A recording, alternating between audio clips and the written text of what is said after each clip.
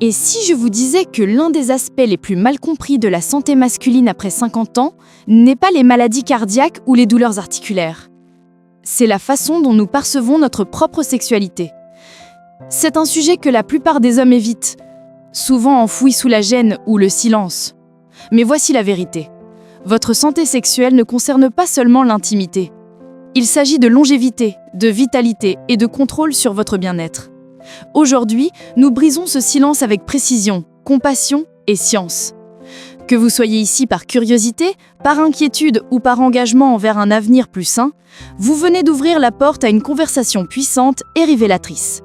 Et à la fin de cette vidéo, vous comprendrez exactement comment une habitude privée utilisée avec sagesse peut soit alimenter votre santé, soit vous retenir discrètement. Nous ne sommes pas ici pour juger, nous sommes ici pour comprendre, réfléchir et évoluer. Alors, si vous êtes prêt pour le type de conversation qui remet respectueusement en question les suppositions, renforce vos choix et sert votre plus grand potentiel, alors restez avec moi. Ceci pourrait être la conversation la plus importante et honnête sur votre santé après 50 ans que personne n'a. Une conversation mature. Commençons par une conversation mature, une qui trop souvent est balayée sous le tapis. Si vous êtes un homme de plus de 50 ans, vous avez probablement remarqué certains changements physiques, émotionnels, peut-être même sexuels. Et aujourd'hui, nous allons parler de l'un des aspects les plus personnels de la santé masculine, la masturbation dans les dernières étapes de la vie. Maintenant, avant d'aborder ce sujet, permettez-moi d'être absolument clair. Il ne s'agit pas de honte, et ce n'est certainement pas de jugement. Il s'agit d'honnêteté, de santé et de comprendre votre corps. C'est une conversation enracinée dans la science et la compassion, pas la peur ou la stigmatisation. Malheureusement, dans notre culture, nous parlons rarement ouvertement de la sexualité masculine en relation avec le vieillissement. Quand nous le faisons, c'est souvent réduit à des plaisanteries ou à de vagues suggestions que le désir s'estompe simplement avec le temps. Mais cela ne pourrait pas être plus éloigné de la vérité. La sexualité masculine ne disparaît pas avec l'âge, elle évolue. Et apprendre à travailler avec ces changements est essentiel non seulement pour votre santé sexuelle, mais pour votre bien-être général. Les changements physiologiques. Alors que se passe-t-il réellement quand les hommes vieillissent? Quel rôle joue le plaisir solitaire dans la navigation de ces changements? Et où intervient cet avertissement dans le titre? Examinons tout cela de manière réfléchie, physiquement, psychologiquement et holistiquement. Après l'âge de 50 ans, le corps masculin commence naturellement à faire la transition. L'un des changements les plus significatifs réside dans les niveaux d'hormones, particulièrement la testostérone, qui diminue graduellement dans le cadre du processus normal de vieillissement. Que signifie cela pour vous? Vous pourriez remarquer que l'excitation prend un peu plus de temps ou que les sensations physiques sont différentes de ce qu'elles étaient dans la trentaine. Je veux souligner ce point. Ce n'est pas un dysfonctionnement, c'est de la physiologie. C'est votre corps qui s'adapte à une nouvelle phase de vie. Maintenant, voici la distinction critique. Le désir sexuel ne disparaît pas, il se transforme. Au lieu d'être purement réactif, spontané, vous pourriez le trouver devenant plus contextuel et émotionnellement lié. Et c'est ici que l'activité sexuelle solitaire, la masturbation, prend un sens nouveau et puissant. Les bénéfices médicaux et psychologiques. La masturbation dans vos années avancées ne concerne pas seulement la libération, elle devient un moyen de rester connecté à votre propre identité sexuelle selon vos propres termes, sans pression ou attente externe. Elle devient une pratique plus nuancée, consciente et introspective. C'est une opportunité pour les hommes de pratiquer la conscience de soi et l'acceptation pour comprendre les nouveaux rythmes de leur corps et maintenir un sentiment de confort intime avec eux-mêmes. Alors, parlons des bénéfices, de vrais bénéfices médicalement et psychologiquement soutenus qui sont rarement discutés dans les forums publics. Bénéfices physiques. Physiquement, la masturbation régulière fonctionne comme n'importe quelle forme d'exercice. Elle favorise la circulation, particulièrement dans la région génitale. Ce flux sanguin accru est vital pour maintenir l'élasticité et l'oxygénation des tissus, préservant l'intégrité des nerfs et des petits vaisseaux sanguins qui sont essentiels pour la fonction érectile. Tout comme le tonus musculaire dépend d'un usage régulier, il en va de même pour la santé sexuelle. Des études ont montré que l'activité sexuelle régulière, incluant la masturbation, peut réduire le risque de dysfonction érectile en soutenant la fonction du muscle lisse des corps caverneux, le tissu érectile à l'intérieur du pénis. Fait intéressant, la recherche suggère aussi que ce type de stimulation peut aider à prévenir l'atrophie pénienne, une préoccupation peu connue mais réelle pour beaucoup d'hommes âgés. En bref, rester sexuellement actif selon vos propres termes aide à préserver la réactivité physiologique bien dans... Maintenant, certains hommes pourraient rencontrer des techniques naturelles pour restaurer la fermeté érectile. Des exercices de 7 secondes ou des méthodes de restauration du flux sanguin. Bien que beaucoup de ces outils puissent montrer du potentiel, il est essentiel de les approcher avec un œil critique et idéalement sous guidance médicale. Les méthodes ciblant les muscles du plancher pelvien ou promouvant la santé vasculaire peuvent compléter, mais ne pas remplacer un mode de vie global qui soutient la circulation, incluant l'exercice aérobique, la gestion du poids et la santé cardiaque. Bénéfices psychologiques. Maintenant, au-delà du physique, nous avons la dimension psychologique, qui, dans beaucoup de cas, est encore plus impactante. Quand les hommes vieillissent, il n'est pas rare d'expérimenter des changements dans la confiance en soi, particulièrement liés à l'image corporelle ou à la performance sexuelle. La masturbation dans ce contexte peut devenir un acte silencieux d'auto-affirmation. Ce n'est pas de l'indulgence, c'est de la réassurance, une façon de réaffirmer que votre corps reste réactif et capable de plaisir. Elle encourage une image corporelle plus saine et restaure un sentiment d'autonomie, particulièrement important durant une phase de la vie où beaucoup sentent qu'ils perdent le contrôle, que ce soit sur leur carrière, leurs relations ou même leur santé. Et tout comme avec n'importe quel rituel de soin de soi, la masturbation offre aussi une régulation émotionnelle. À un âge encombré par le stress, la transition et parfois l'isolement, elle fournit une libération, un reset neurochimique équilibré. La dopamine, l'ocytocine et les endorphines libérées durant l'orgasme contribuent toutes à des niveaux de stress diminués, un sommeil amélioré et, dans certains cas, une diminution des symptômes dépressifs. Le vrai danger, quand l'équilibre se perd. Mais c'est ici que la sagesse est requise. Avec tous les bénéfices, nous devons aussi parler honnêtement des risques, non pas de l'acte, mais de l'état d'esprit derrière lui. Le vrai danger n'est pas la pratique de la masturbation, c'est quand la masturbation devient compulsive. Laissez-moi expliquer. Quand n'importe quel comportement plaisant transite d'un choix conscient à une habitude compulsive, il perd ses bénéfices pour la santé et commence à causer du mal. Risque physique. Physiquement, la surstimulation peut mener à une désensibilisation sensorielle. Les nerfs qui procurent le plaisir peuvent devenir émoussés quand constamment exposés à une stimulation excessive, surtout via la pornographie à haute vitesse ou le toucher agressif. Ceci imite presque un effet de tolérance semblable à une addiction. Votre réponse de base s'affaiblit pendant que votre cerveau continue de chasser la nouveauté ou l'intensité. Ceci peut résulter en une condition connue sous le nom d'éjaculation retardée ou même une incapacité à atteindre l'orgasme à travers l'intimité. Risque émotionnel. Mais encore plus sérieux est le risque émotionnel. La masturbation compulsive devient souvent un mécanisme de coping, une substitution pour la connexion, le confort ou le traitement émotionnel.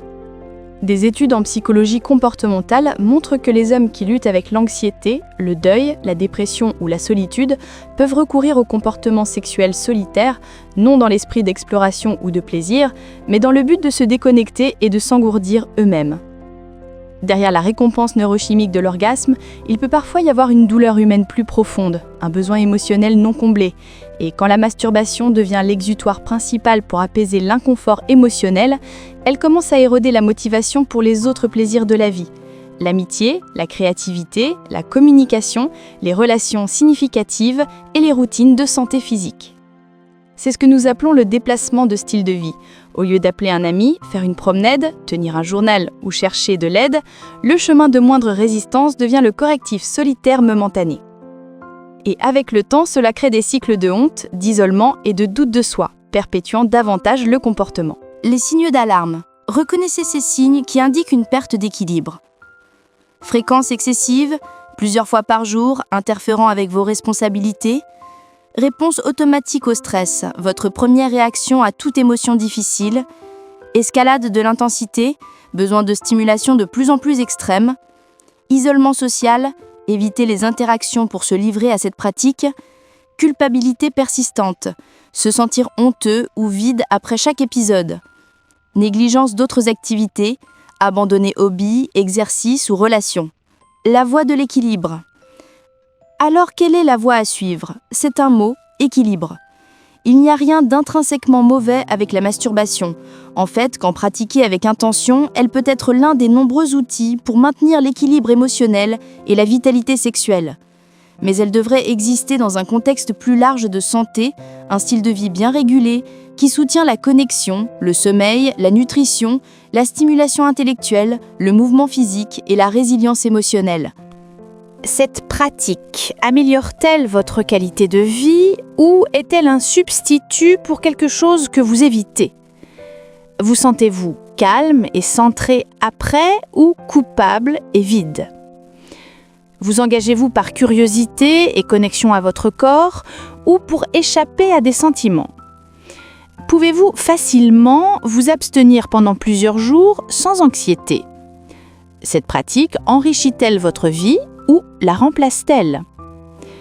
Votre objectif devrait toujours être l'intégration ou l'expression sexuelle complète, votre vie évolutive complète. Conseils pratiques pour une approche saine. Cultivez la conscience. Transformez cette pratique en un moment de présence consciente. Ralentissez, soyez attentif aux sensations. Explorez votre corps avec curiosité bienveillante. Évitez la routine mécanique ou la recherche compulsive de libération rapide. Créez un environnement propice. Choisissez des moments où vous êtes détendu, sans stress de temps. Créez un environnement confortable. Cette pratique mérite le même respect que toute autre forme de soins personnels. Diversifiez les expériences. Explorez différentes techniques, rythmes, types de stimulation. Avec l'âge, votre corps peut répondre différemment à diverses approches. Cette exploration peut révéler de nouvelles sources de plaisir. Limitez la pornographie. Si vous consommez de la pornographie, faites-le avec modération. La pornographie moderne peut créer des attentes irréalistes et contribuer à la désensibilisation. Essayez parfois de vous fier uniquement à votre imagination et à vos sensations corporelles. Intégrez dans un mode de vie équilibré. Assurez-vous que cette pratique s'inscrit dans un mode de vie global incluant exercice physique régulier, au moins 150 minutes par semaine d'activité modérée, alimentation équilibrée riche en antioxydants, oméga 3 et nutriments essentiels, relations sociales significatives et maintien d'amitié authentique, activités créatives, intellectuelles ou spirituelles qui nourrissent votre âme, gestion active du stress, méditation, lecture, temps dans la nature, sommeil de qualité 7 à 9 heures par nuit, examens médicaux réguliers et suivi de votre santé globale. Quand cherchez de l'aide professionnelle, n'hésitez pas à consulter un professionnel si la fréquence interfère avec vos activités quotidiennes ou vos relations. Vous ressentez de la culpabilité, de la honte ou de l'anxiété persistante. Cette pratique devient votre principal mécanisme de gestion émotionnelle. Vous évitez les interactions sociales ou les responsabilités pour vous y adonner. Vous avez besoin de stimulation de plus en plus intense pour obtenir satisfaction. Vous ressentez de l'anxiété ou de l'irritabilité quand vous ne pouvez pas pratiquer. Vous avez des problèmes avec la fonction sexuelle en couple. Un thérapeute spécialisé en santé sexuelle, un sexologue, un urologue ou votre médecin généraliste peuvent vous accompagner vers un équilibre plus sain. N'oubliez pas, chercher de l'aide est un signe de force et d'intelligence émotionnelle, pas de faiblesse. Recommandations spécifiques par le docteur Aurélie Mendoza. En tant que spécialiste de la santé masculine, je recommande une approche intégrée qui considère tous les aspects de votre bien-être. Plan d'action en 4 étapes. Étape 1. Évaluation honnête pendant 1 semaine. Tenez un journal discret pendant 1 semaine pour noter la fréquence, les déclencheurs émotionnels et vos sentiments avant et après. Identifiez les patterns, stress, ennui, solitude, habitudes automatiques. Évaluez l'impact sur vos autres activités et relations. Étape 2. Établissement de limites saines, de la semaine 2 à 4. Définissez une fréquence qui vous semble équilibrée, par exemple 2-3 fois par semaine maximum. Établissez des zones libres, pas au travail, pas comme réponse automatique au stress. Pratiquez la technique des 5 minutes. Avant de céder à une impulsion, attendez 5 minutes et demandez-vous ce dont vous avez vraiment besoin. Étape 3. Enrichissement de la pratique. 2 à 3 mois. Incorporez la pleine conscience. Respirez profondément, soyez présent aux sensations. Variez les approches, parfois sans pornographie, en vous concentrant uniquement sur les sensations corporelles. Créez un environnement respectueux, propreté, intimité, temps suffisant. Étape 4. Intégration dans un mode de vie sain. Mois 4 et au-delà. Assurez-vous que cette pratique coexiste harmonieusement avec l'exercice, les relations, le travail. Continuez à évaluer régulièrement votre relation à cette pratique. Restez ouvert aux ajustements selon les changements de votre vie. Suppléments et soutien naturel. Consultez votre médecin concernant ces suppléments qui peuvent soutenir la santé sexuelle masculine. Vitamine D, essentielle pour la production de testostérone. Zinc, crucial pour la santé reproductive masculine. Oméga 3, supporte la circulation et la santé cardiovasculaire. Magnésium, aide à la gestion du stress et au sommeil. Coenzyme Q10, antioxydant puissant qui soutient l'énergie cellulaire. Exercice spécifique. Exercice de Kegel pour hommes. Identifiez les muscles du plancher pelvien, ceux qui arrêtent l'urine, contractez pendant 3 secondes, relâchez pendant 3 secondes, répétez 10 à 15 fois, 3 fois par jour. Augmentez progressivement jusqu'à 10 secondes de contraction. Exercice cardiovasculaire. 30 minutes d'activité modérée, 5 jours par semaine minimum. Privilégiez la marche rapide, la natation, le vélo. L'exercice améliore directement la circulation et la fonction érectile. L'évolution de la masculinité mature. Il est important de comprendre que votre masculinité après 50 ans n'est pas une version diminuée de votre masculinité plus jeune. C'est une évolution vers quelque chose de potentiellement plus riche, plus profond et plus authentique. La sexualité masculine mature offre des avantages uniques. Ces qualités peuvent transformer votre relation avec votre propre sexualité et, si vous êtes en couple, enrichir considérablement votre intimité partagée. Conclusion. Vieillir avec dignité et authenticité. Pour conclure cette conversation franche et nécessaire, rappelons-nous que la masturbation est une pratique naturelle, souvent bénéfique pour la santé et fréquemment mal comprise dans notre société. À tout âge, mais particulièrement après 50 ans, elle peut être une composante thérapeutique précieuse de votre routine de bien-être personnel quand elle est approchée avec conscience, intention et respect de soi.